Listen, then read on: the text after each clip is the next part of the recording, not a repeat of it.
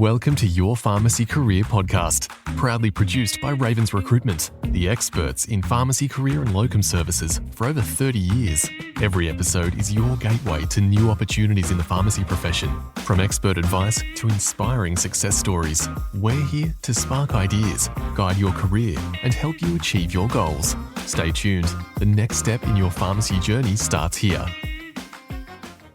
Hi everyone and welcome to Your Pharmacy Career Podcast. I'm your host, Christy Lee Patterson, and today we have a very special guest joining us, Deni Salmon. Deni is a pharmacist in charge at TerryWhite, Chemmart, Tuggerah, but her story is so much more than just pharmacy. It's about resilience, transformation, and advocacy. Deni is an early career pharmacist and a proud member of both the transgender and LGBTQIA+ community and a fierce advocate for Indigenous health and cultural competence. She has her own lived experiences, both personal and professional, to push for a more inclusive and compassionate healthcare system. So enough from me. Let's actually welcome Deni to the podcast. Well, hello. Thanks for having me, Christy Lee. How are you? I am well, thank you. And I'm so excited to chat to you because I feel like you're really going to bring, just a real authentic way for this podcast. So I'm really excited. Me too. And I'm also excited because, and think we'll get into this later in the episode, I've known you or electronically known you for the last 2 years. So it's beautiful to finally be able to see you, although still online, but have this conversation together. It's going to be so fun. Thank you for having me. Oh, thank you so much. I'm very excited too. Now, we have just about half an hour to chat. We can go a bit over time. That's okay. But I really want to start with your personal story because it's such a powerful one. And in the intro, I mentioned that you have your own lived experience being part of the transgender and LGBTQIA+ community. So I really would like to start there if that's okay with you, and wondered if you could share a little bit about what your lived experience is in that space. Yeah. So I guess for myself, transitioning was like a deeply personal and transformative journey. It wasn't just about hormones or changing how I looked. It was about aligning who I was inside with how I moved through the world. So at first there was a lot of fear, especially around how people would react, but ultimately it was about choosing to live authentically. And once I did, everything started to fall into place. I'm also a very strong-willed and strong personality that a lot of my friends at the time would joke that I had, when I set my mind to things, I'd do it. So when I had finally discovered myself, and, there's always that joke, everyone knew around you before you knew. But once I figured it out and I had found who I was already straight into that social transition. I was feeding myself with makeup and I was getting dressed up to the tens. So there was hesitancy, but I think also living that authentically was the best part about it, for sure. Oh, that just makes me so happy to hear that the people around you kind of felt like this was maybe happening. So when you went through the transition, it's oh yeah, of course. My father made a joke, actually. It was so funny. I never came out at the time as a homosexual man before my transition. It was kind of just assumed. But then when I came out, which is so funny, that people have to come out. But when I had come out with my dad and we were just walking through my hometown in Maitland, he was like, oh, that makes so much more sense. And then we just kept walking. It was just it was a beautiful moment. I've got great parents, but that moment in particular was I have it with me forever, so to speak. That's so nice. You made an interesting comment there. You just said about it's with the, you have to come out. And I kind of have thought about this. It's I didn't have a moment where it's I have to sit down. My mum and dad are okay, so I think I'm straight. It's just such an odd thing. Yeah. But I don't know. And even though we're both millennials, I'm a little bit older than you. So I don't know if is this something that you think the younger generation is probably just not even really going to do? It's just going to be a normal It's really thing. hard to, I guess. Yeah, I'm not apart from working with the pharmacy uni students at work, I'm not really in with the younger crowd.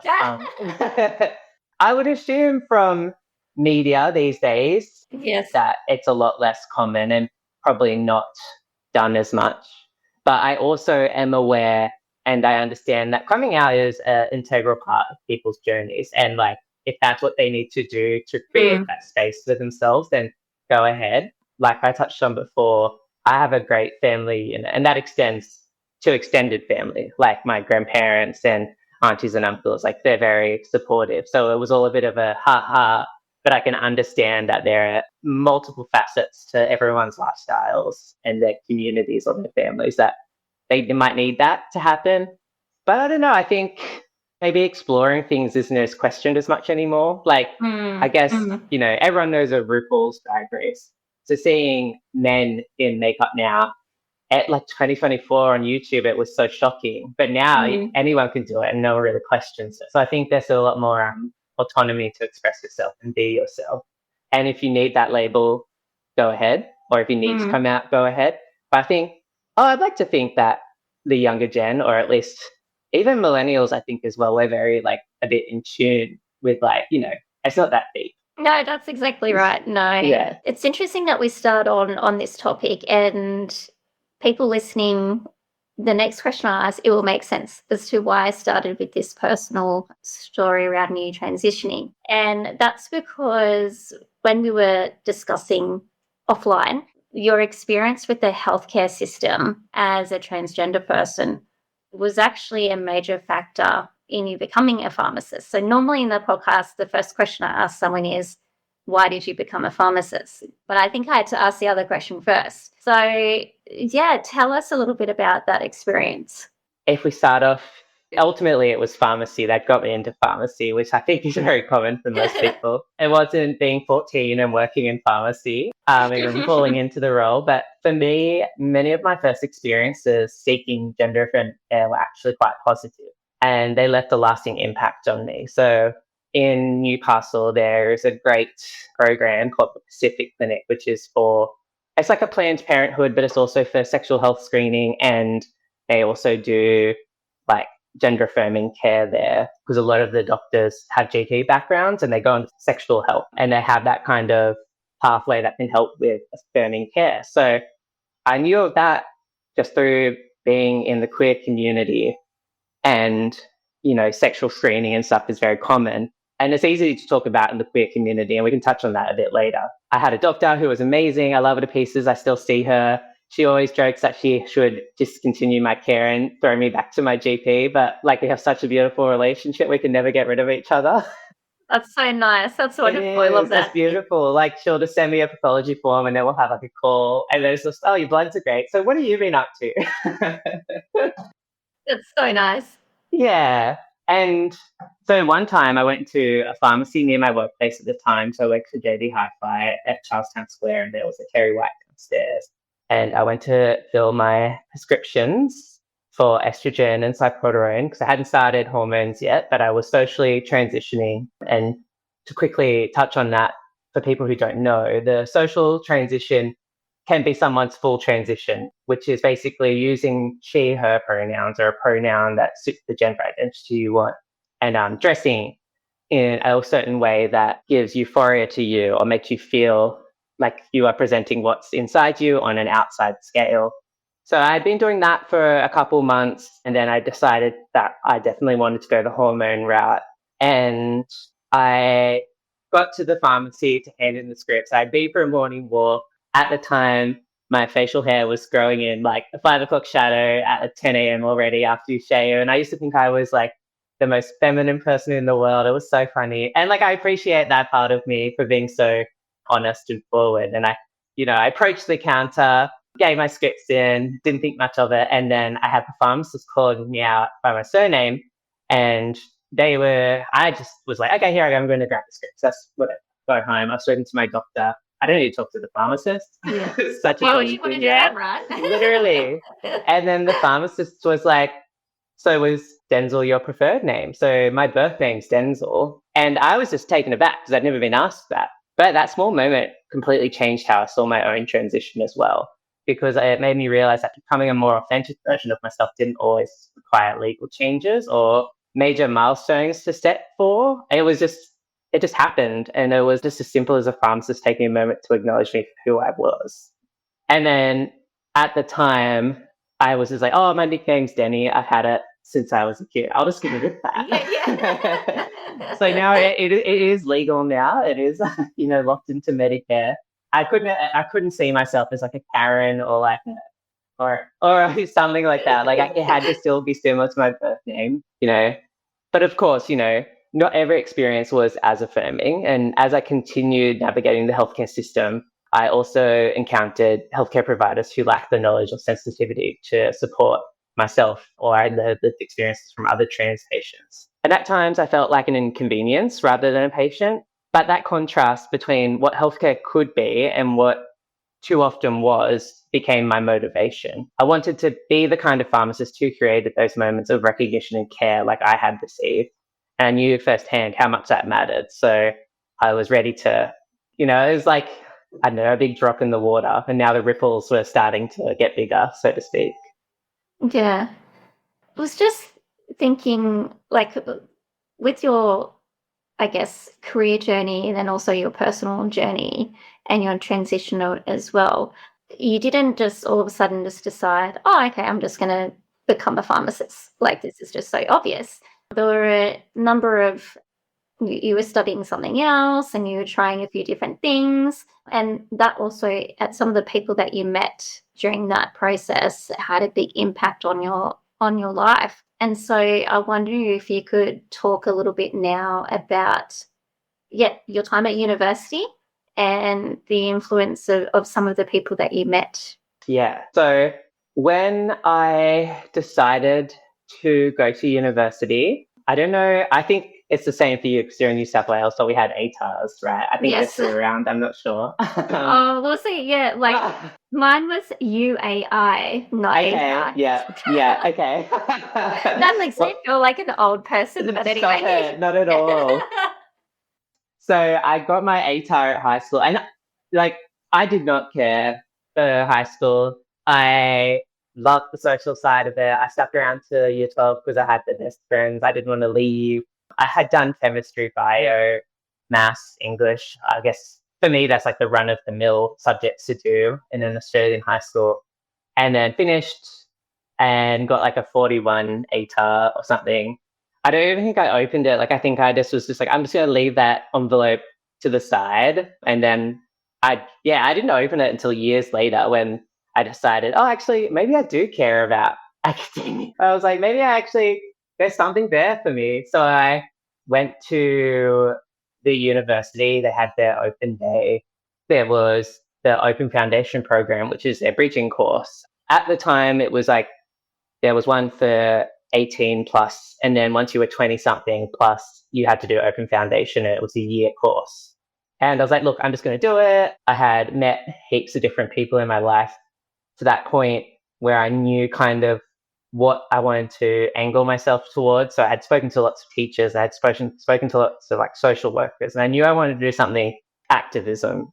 And I ended up there's 4 courses over the 2 semesters. So you do 2 each semester. But one that I did in both semesters was my Aboriginal and Torres Strait Islander studies. And that's when I met Auntie Trish, who I've spoken to you about off pod before. But Auntie Trish she was someone who taught that course, and she, from the very beginning, took me under her wing. She nurtured me at such a crucial time in my life because it was also when I started to transition. And because I was still growing into my identity as a transgender woman, I truly felt like Trish had my best interest at heart. And that year, she really guided me from being a young woman into a strong woman. And the first course I did teaching alongside her course. And then I was like, oh, I don't think I can do kids. Like, that's just too much. And then I was like, maybe I'll go into psychology. And then I was learning at like the Marxist theory, like, those. Yes. And I went, oh, this is really like a bit too deep. So I was then at a crossroads, and then a dual degree of development studies and global indigenous studies came up. So applied for that, got into that, didn't really love it, had a few issues, which I know we'll discuss later on in the podcast, and then kind of transitioned, found pharmacy, fell into pharmacy, kind of in that, like, in a very unnatural, coming from like a sociology background to going straight into healthcare. I really think the interactions I was having in healthcare reminded me that when I was back in high school doing chemistry and bio, that I think there was always a healthcare aspect that I wanted to tackle. And I was finally like coming to that point where I didn't know if I was empathetic enough to be a nurse or smart enough to be a doctor. But then I found pharmacists who were just like a mix of both in the best way. And I was like, okay, let's just like throw something at the wall and see if it sticks.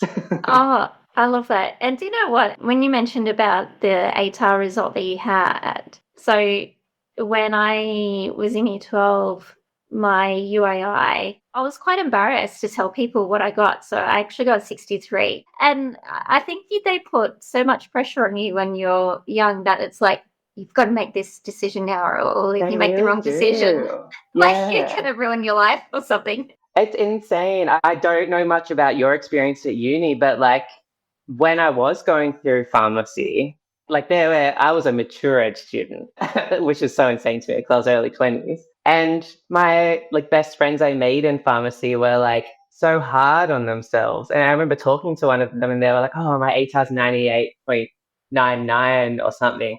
And I was oh, like, honestly, take a chill pill. Yes. Yep. No, I definitely can relate to that. And yeah, it's just kind of shows that sometimes like that moment in time doesn't define who you are and what you're capable of. And yeah, things that were happening in my life at that time. So we'd moved states and I wasn't happy where I was. And so basically the one thing I could control was my grades. So I was like, okay, well, this is my form of rebellion because I was too much of a nerd to like drink alcohol yet. Yeah. I was like, I'm just going to not study. So yeah, it's just if there's anyone listening that is maybe applying for university or feeling a bit like they could have done better, just I don't know, once you're out of year 12, like no one cares about that number. If anyone is asking you, like literally they at don't all. know. And like another thing, and I think like you'll find this relatable. Like once you get to the end of your 20s, you also realize that no one cares either like you go to uni late or whatever. Like I find some people, and maybe I was guilty of it when I was 18, like, oh, an older person at uni, like why didn't they do it at first? But then now after being mature age, finally being a pharmacist, I've had so many life experiences already. It's just so exciting. And like, I want to do it again. Like, I'm just like, oh, let's do round 4 or round 5. Like, let's go back to uni. And I genuinely, and this is probably silly because obviously I think, yeah, I don't know, people probably laugh at it, but I'm excited to be 30. I'm excited for like the last 20 years, I was a baby. I had restrictions, whether it be like driving restrictions or drinking and stuff, like, before you're 18 or 16. And now it's like, nothing's there. I can be 30. I've got a career that can back me up and I can spend my money on as many games or silly things that I wanted to when I was a kid. And now I can explore so many avenues. Like I'm excited. It's really exciting, the future. Pharmacy Daily is a proud supporter of your pharmacy career podcast. If you're in the pharmacy world, it's a great resource to stay up to date with the latest industry news. To subscribe, just head to pharmacydaily.com.au to get the newsletter delivered straight to your inbox. Yeah, I love that. And I think, you're right. I feel like when, I don't know, hitting your 30s, it's very, like you're just very comfortable in yourself. Well, that's how I feel. Like my early 20s, it's weird. I was considered a mature age student as well. There's nothing mature about me. Like, no, literally, there still isn't. like, oh my gosh. And I hope none of the photos or videos ever resurface. Of what we got up to at those uni bar nights and things like that. I love it. But it's funny that they're called mature age students. Now, as you were chatting, you mentioned about some of the challenges that you went through when you were at university and you met Auntie Trish. And I wondered if it would be okay if we, kind of dug a little bit deeper about what was happening in your life at that time, and how did you overcome some of those challenges? So I guess to paint a short but detailed picture of what we're talking about is I definitely went through a period in my life because I was struggling with so many layers of identity, rejection, uncertainty about my future. I felt disconnected from myself. I was just going through the motions without really existing in the world as myself yet. And then substance use became a way to quiet that inner conflict. And for a while it worked, or at least I thought. And by substances, I mean, illicit drugs and alcohol. And it wasn't just personal struggles either. Queer spaces, especially nightlife, often revolve around drinking and drug culture because historically they were the only places we had to be ourselves. Oh, So when it interesting. Yes, that makes sense right? now. When you say it like that. You think drag queens, and although there is day drag or like drag queens reading in libraries, like it's usually just a nighttime event, right? And this after hours, or so to speak. And so when you mix that with the stress of navigating just life that sometimes isn't always welcoming, it's easy to see why so many people in the LGBTQIA community turn to substances as a coping mechanism. I think it was just an area and in time where I think for myself, I'm just trying to think about how to word this. Sorry, I had some notes that really helped me. During the time when I had the substance abuse issues and I was in my early 20s, and like I said, it was kind of where I was and the community I was in, it was an easy thing to access and be a part of. And growing up ashamed or trying to hide myself at such a young age, I think that really pushed down a lot as well. So it was just like a lot was building up. And then I think I got to, one point where I was just like, I can't do this anymore. This isn't going to lead to a fulfilling life. You often see it, I guess, history repeating itself with the 1980s and the HIV/AIDS epidemic and queer people losing each other to this epidemic that everyone thought was just like a gay problem at the time. And then the 90s, it was still going. And then the early 2000s, it was like Sydney was really big for ice and meth. And then we were losing more queer people because they were doing too many drugs to try and fill a void. And I was just kind of like, I think I'm sick of not seeing older LGBTQIA people around. And it was sad because we all weren't getting that compassion that we all needed. And it was also at that time I found in this beautiful community, although there's some issues with it, ways to express myself. Because at the time I thought that I was just a man, a homosexual. I was really flamboyant, found it fun. I grew up in Maitland, which was like a rural area of New South Wales, for those who don't know. And I didn't necessarily have the language. I'd never seen a transgender person on television. I hadn't seen Priscilla, Queen of the Desert until I was 20 years old. And like now I realize that's like iconic. And it's like something that I will force everyone to watch because it's amazing. And it portrays so much of the queer community, the trans side, the homosexual side, lesbian, everything. And then when I was old enough to do Mardi Gras, I met all these people and I was like, these people, who are these people? And they were the trans women, the pioneers that really pushed for our rights and stuff like that. And then it was like drag is just, it's just drag, like it's just a dress up. And a lot of people were using that to live their authentic selves. But then I realized there was people who stopped doing the drag and they were still glam and they were women. And they were women, trans women. And I went, oh, that makes sense. Oops. Actually, I think I figured it out now. Yeah. And starting that hormone therapy was life-changing, obviously. And it was finally being able to breathe after holding it in for years. And it wasn't so much just about, the physical changes. It was about seeing myself finally in the mirror and feeling a sense of alignment between who I was inside and who or how the world saw me. But at the same time, it was bittersweet because I knew how much time I had lost.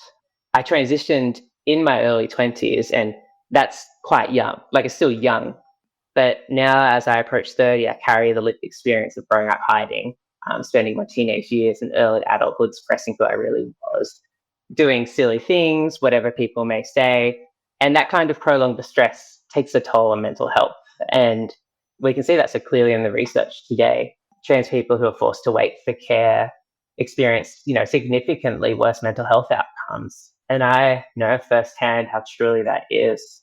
I'm really proud of myself for getting out of it. And Yeah, well done. it's really sweet of you as well to mention that it's a heavy topic, but I also want to push it out and make it just like a normal topic, just something that I can talk about in passing, because then other people will hear it, and instead of it having that stigma attached to it, they're like, oh, if I'm dealing with XYZ, there's at least a way I can get out doing XYZ or something like that. And with the media today, that's why I feel such deep compassion for my younger self and trans kids today, because I know how different my life could have been if I had access to affirming healthcare earlier. Although I would never change my life for what I have now, because this is amazing and I've lived such a great life. But I feel so strongly in protecting the trans youth now, so they don't have to necessarily go through the same route that I did, because it could have ended in a negative or a bad way. And like I said, we lose so many of our queer community to mental health, drug abuse, substance abuse, whatever it is. So I really think that it's time to recenter ourselves and just focus on that. Like, gender affirming care is just not about medical treatments. It's suicide prevention, really. And it gives trans kids the chance to grow up without the weight of dysphoria crushing them, leading them to maybe a journey similar to mine. And if people truly care about the well-being of kids, we have to make sure they have access to this care as early as possible. Well, it's really interesting, and it's giving me something to really think about, because we really have open and honest discussion and chat sometimes, and I ask you questions about things that not aware of, or like how to, I just want to understand more. And I've got a stepdaughter, she's 14, and she has had friends that might want to identify as something different to what they were born with, and that's been really challenging, because it's just something that is so new. And but hearing your story about gender affirming care doesn't have to just be about medicine. I think that's the first time I've actually really heard that, and I didn't really think of it in that way. And letting, I guess, kids be kids, and it doesn't. It just made me think about it a little bit differently. Yeah, I think, and I wholly understand it's my personal experience that I can understand it's a bit more, and I can try my best to share it. But I find it's very common in the rest of, the LGBTQIA community as well. Like, mine is the gender affirming care, being trans. But then for a lot of the, say, homosexual or gay, lesbian, bi people, they're also keeping this thing inside them that they know they can't share. And then they miss out on certain experiences, like going, what do you call prom in Australia? I don't even think we have it, but going to formal and just being queer and having that sort of just liberation and stuff like that, where we have to hold a lot back as well. And I think that's another thing in the queer community, is that when we're 19, 20 onwards, and you're finding ourselves, we're kind of living our youth again, or at least our young adult life, because we've been held up to this binary to not speak about ourselves the way we truly are because of stigmas. And then you find this community and you're just like, whoa, this is great. I'm going to go balls to the walls and enjoy it. But it can also be slippery slope. Yeah. I hope that makes sense, what I'm trying to convey. Yeah, I think so. And something that comes out of it for me is that it's very individualized experience for everyone. And I think bringing it back to pharmacists and the impact we can have on people is, I guess, not assuming things about people, and just having a bit more empathy, I think. But that just is the case for anyone coming into the pharmacy, right? Like, we should always lead with that. Exactly. And so I guess from your perspective now as a pharmacist, you are a pharmacist, and you also have lived experience of being a part of, I guess you could say, a minority group in transgender community. What are some of the biggest gaps that you see in the healthcare system, and maybe specifically pharmacy, in treating people in these communities, and maybe how can we do it better? I think one of the biggest barriers is stigma from both outside our communities and within. We're already receiving discrimination from outside of the community. And then when we're going to a healthcare setting and we're feeling that discrimination again, it's always going to make it incredibly difficult because we're being judged again twice as hard. And then compounding on that, there are also the mental health aspects for a lot of LGBTQIA people who struggle with anxiety, depression, or PTSD. And if they don't have access to that mental health care or any sort of health care, it's just going to reduce their quality of life, which isn't great. That's why harm reduction and compassionate care are so important. And you mentioned it earlier, like just giving people the empathy when they come into the pharmacy, no matter who they are. Instead of judging people, it's just asking what they need, when to ask what they need, how you can help them fix whatever it is that they're running from, maybe. What support do they actually need? I think that's how we can start making real change. I also think both communities, so including the Indigenous community, face significant health disparities, often due to systemic issues within healthcare itself. Indigenous Australians continue to experience poorer health outcomes compared to our non-Indigenous Australians. And unfortunately, we have closing the gap, which continues to be missing the targets. And it's really unfortunate and upsetting. And then there's the particularly trans people who struggle with barriers to accessing that affirming healthcare, which we've spoken about. I think for me, it's personal. I've seen firsthand how easily someone can fall through the cracks when the healthcare system isn't designed for them. As a pharmacist, I can either be a part of the problem or part of the solution. Obviously, solution, hello. So I want to ensure everyone of my patients feel seen, heard, and supported when they step into pharmacy. It's not just about dispensing medication. It's about creating an environment where patients feel safe enough to ask questions that they need to, when they know they can not be judged when talking to me, and when their identity is respected without hesitation. I also wanted to point out something that I find important, is that the biggest gap is a lack of cultural competence, particularly in pharmacy. We receive training on many areas of healthcare. Diabetes management is a big one. Antibiotic stewardship is another big one. Cardiovascular disease is the biggest, because we need our heart, right? I guess maybe bringing an emotional heart into it would be really important as well. But when it comes to marginalized communities, we're expected to figure it out ourselves. And I don't think that's good enough. I think I would love to see a shift from inclusivity as an afterthought to inclusivity as standard practice. Healthcare shouldn't be something that people feel they have to fight for, but it should be accessible, affirming, and welcoming from the very start for every patient. I don't know, when we talk about gender-affirming care, for example, it's often referring to something extra or specialized, when really it should be as routine as any other aspect of patient-centered. The same applies to Indigenous healthcare. Cultural safety shouldn't be an optional module at university, just that you have to tick off. It should be deeply embedded in how we practice. Absolutely. I completely agree. And yeah, actually really interesting that we don't get that education in the way that we probably should have. I can't speak for some of the programs now, because things have probably changed, hopefully for the better.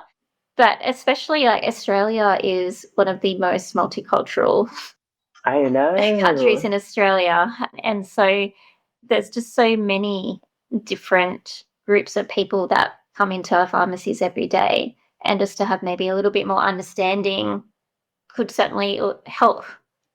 And just on that note, on this year's Mardi Gras, there was a presenter from the Aurora Nations, Sydney area, and they mentioned we have the oldest living peoples in the world. Like our Indigenous Australians, Aboriginals are the oldest like civilization that we're currently aware of. And it is, period, at the moment. And also lots of Indigenous societies, Pacific, like, Maori culture, Indian, like Americans and stuff like that. Like the concept of transgender wasn't even like a foreign one to them either. They celebrated people who were two-spirit, or in our own Indigenous communities, brother boys and sister girls and stuff like that. And it's just so interesting that we have this beautiful foundation of the oldest living like peoples, and then we continue just to ignore them or ignore it. And I feel like we could just build on so much more if we just strip back to that. I find that beautiful. And when I heard that, I was like, that's amazing. Yeah, absolutely. It really is. And so you've got so much passion, and I really love it, and I find it really inspiring. And I think sometimes it's hard when you have lots of passion, because sometimes you want to change the world, right? And you want to change it now, and that can also be really exhausting. And maybe I'm talking about myself here as well. No, I hear you. But I think everything that you've experienced and everything that we've talked about so far in the podcast, I think that has definitely helped you to identify that there is a bit of a gap, especially in pharmacy. And I think one way that you talked earlier on that you a little bit of an activist, and last year you actually founded, or co-founded, I should say, the Queer Pharmacists of Australia group. And I guess the question I've got written down is that what inspired you to create this space, but I think it's pretty obvious after this conversation. Yeah. Yeah. If you could maybe just, for people that maybe haven't even heard of this group, what is it? And maybe why is it important to you? And what are you trying to achieve by having this group? 100%. Yes, it was bound to happen.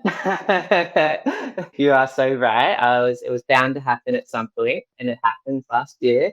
I realized that, there were a lot of LGBTQIA plus pharmacists out, but we weren't connected. And I was making posts on different forums, like PSA Early Career Pharmacists, about my lived experiences. And I was getting, private DMs more so than comments on that from people with similar lived experiences, or people who are part of that queer community. And I realized many of us were facing the same struggles, whether there was like experiencing discrimination at work, lacking mentorship, or feeling like we had to downplay parts of ourselves to fit in. It became clear that there was no dedicated space where we could come together, support each other, and openly discuss unique challenges we face, both as professionals and as patients in the healthcare system. So, like you said, I co-founded with the beautiful Eleanor and with two lovely moderators, Alex and Erin, and we created the Queer Pharmacists of Australia. Our motto reflects exactly what we stand for. So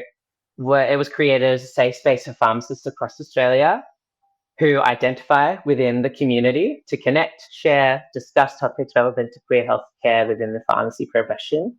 I also would like to point out, although it does say pharmacists, it's inclusive of every aspect of pharmacy. Like we have assistants, team members. Oh, amazing. It was very, I guess, maybe close-minded to say pharmacists, because I wanted everyone in there, and we've had pieces come as well as students. Like they are pharmacists, but they're not yet to be pharmacists. Like I wanted it to be inclusive for everyone. But one of the most important steps we took in forming the group was making it exclusive for LGBTQIA people. So if people did not identify under that umbrella, so basically if you were heterosexual. So me. Oh, how boring. As my stepdaughter says to me, "Oh, Christy, you're just a basic millennial girl." I'm like, yes and no. Oh my But I love it and I embrace it, right? No, please do. If anything, I'm also a basic millennial. But there are so many groups out there for pharmacists already that you can go into and discuss pharmacist things and issues. It was an intentional and necessary decision, not out of exclusion, obviously, but for protection.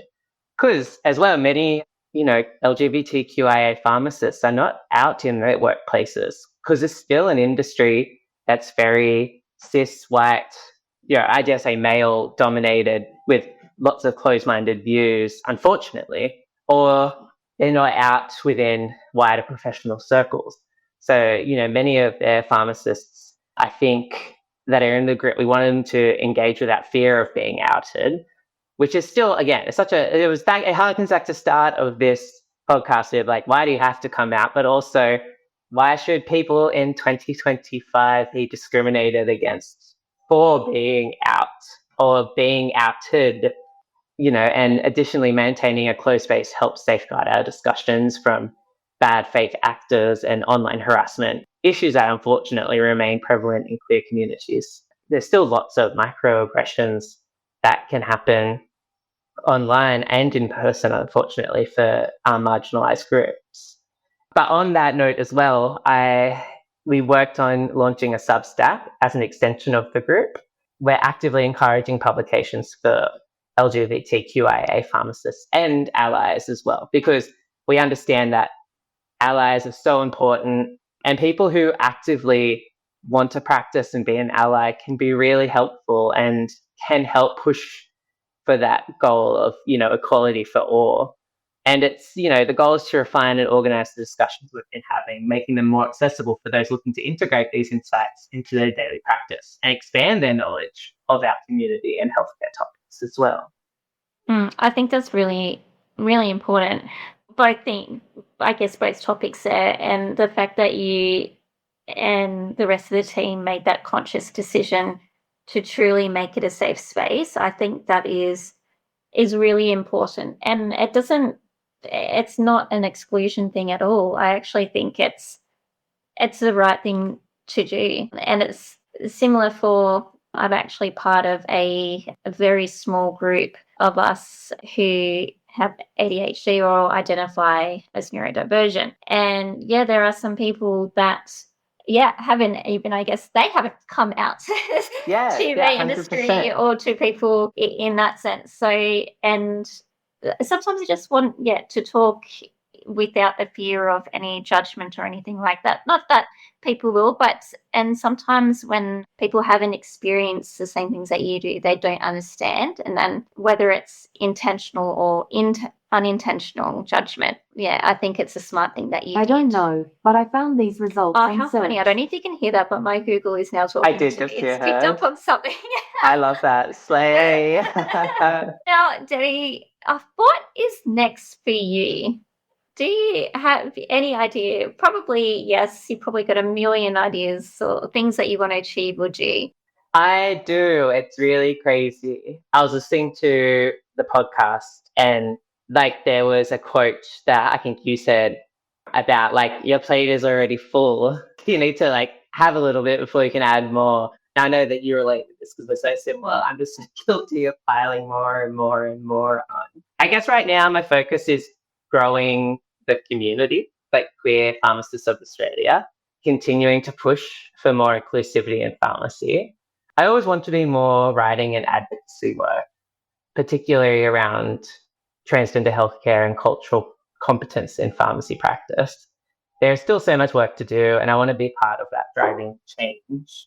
And as you said at the start of this, I am also a baby, a career pharmacist, so I'm very aware I have so much to learn, and I'm excited to sponge as much as I can as well. I love that. I think that's even once you're not officially an early career pharmacist, and I'm so sad because as this is my last year officially as an early career pharmacist. How devastating. You're going to get kicked out of the Facebook group 1 second after it passes. You have been removed from this space. No, hey, why? No, I know that won't happen. They're so inclusive. But I think, you're right, Ian. And this is actually what I love about doing the podcast, because sometimes the bits when it's these kind of intermediary things, that's where bits of gold come out. And I'm like, oh, I'm going to keep this. Well, Deni, I'm so excited to see your future and where it heads. If one thing is your passion for the community that you represent, but then also for anyone that walks into a pharmacy, I think that is really special. And I hope you never lose that, because I think, whenever you do something and you have that passion behind it, I really think that you can achieve anything. And I think especially having that passion when things are really tough and the odds are stacked against you, but if you have that driving force behind you, other people might be thinking, oh my gosh, why are they trying to do this and why are they trying to change the world? But you do have, I think you mentioned earlier, like a ripple effect. And there'll be people that you don't even know that you are impacting, and then they'll go on to impact someone else, which is really nice. Yeah, I think that authenticity and resilience go hand in hand, right? Living authentically isn't always easy. There are times when you feel like you have to prove yourself twice as hard. And I know that's for everyone. Or when you're faced pushback simply for being who you are. But when you fight for the space to be yourself, you open doors you never imagined possible. Not just for yourself, but for others who come after you. So basically just reiterating what you just said, right? Honestly, I actually want to take a moment to give a well-deserved shout out to you. Oh my gosh, thank you. This is very unexpected. Thank you. Like I said, I remember being in 4th year of pharmacy at University of Newcastle, struggling as I moved from workplace to another, constantly hearing the same narrative. I was too loud. I was too much. I was too female, which is crazy, right? Like it was just like all these things seemed to be a bad thing. And I was like, what is going on? And like these microaggressions from senior pharmacists were really wearing me down. And I was already questioning whether I had lost my passion for pharmacy before my career had even begun. And that's an all too common narrative that I really now want to nip in the butt and try and encourage, or not even encourage, just be like, look, don't let that bad thought, give it some time, but then throw it out, right? And, I went to PSA Early Career Pharmacist, which I soon to be kicked out of. And the support I received was incredible, especially from you. It felt like a giant bear hug. Out of nowhere, you immediately gave me the opportunity to write that first article on your platform. And that moment meant everything, because I was like, oh, wow, this is it. This is what I wanted to do. I want to write about advocacy. I can write about where I started and what I'm pushing for. And you gave me that platform, and you didn't have to do that. And I think that that's amazing. And I'm really thankful, more than you'll ever know. Oh, thank you. That just means so much to me. And I think the thing that, frustrated me was that, you were experiencing those challenges. But it was also really amazing that you actually reached out, and in such a public forum as well. That's pretty wild. Yeah, talk about anxiety overload. What? Where most people probably start typing and then just delete it and not even actually do it. But I just thought, oh my gosh, not that I experienced the same thing as you, but when I was earlier in my career, there were moments where I felt like that pharmacy wasn't for me. And I just thought, no, I don't want another person to have to experience that. There's so much more. And that's why I reached out to you. And I'm so glad I did. And I'm actually so glad that you took that step to actually post, because that's a very hard thing to do. Yeah. Look, I still, will face those microaggressions daily. And since having my internship finished and I'd moved on from that, I found an incredible team, like I said, at TerryWhite, Tuggerah. And I have senior peers now who are nothing but supportive. And that's outside of where I work. There's yourself. There's people in different parts of pharmacy that I never thought I would interact with that have just taken me under their wing, and leaders of pharmacy who have reached out to check in. And I think once you find that community, it really does help. And we mentioned it a bit off script or offline that last week I attended that TerryWhite masterclass, and I found myself surrounded by, to me, pharmacy celebrities. Yes. And I remember I messaged you And I was like, oh my God, I'm wearing a hoodie and tights. What have I done? Yes. And I was so nervous. And then before I knew it, there were people like Kate Dunthorpe, who's the pushing for pharmacy prescribing. And then Brenton Hart, who's like, a beautiful man who's like the figurehead of TerryWhite. And then Dan Hillier, who's just like such energy of love, all from TerryWhite. And they were welcoming as if I'd been a part of the team for decades. And that, again, like everyone has been that to me so far. And I'm so thankful. It was such a beautiful experience. I truly feel lucky to be working in pharmacy. Like, I feel lucky to have everyone who we have with us. And so I guess the takeaway point I want to push away is like, there's going to be times it's going to be really hard. And you might have to sit with that for a year or two. Like, internship was really hard. And that's a common experience for most. But find your community, find what's your drive, and you'll find the people. I found so many people. Like, I'm living, like I said, the best life. I would not change it for anything. I think that's just the best way to end the podcast on that positive note. I love it.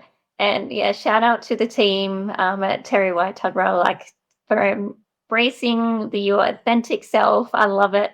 And yeah, I think my key takeaway point is exactly what you said is, yeah, if anyone out there is kind of feeling like they're not sure if whatever they're doing is maybe not the right thing, yeah, maybe reach out, try and connect with some different people, be bold and brave to maybe reach out to people, and you never know where that can lead you. Yeah, they can always just DM us privately. They don't have to do a post on early career pharmacists like me. Yes, definitely don't have to do that, though. Slide into someone's DMs, and I've done that actually. Now I've taken my advice and started doing that with some people, and yeah, it's really quite amazing actually that the people that respond that you think, oh my gosh, they probably don't even know who I am. As you said, pharmacy celebrities.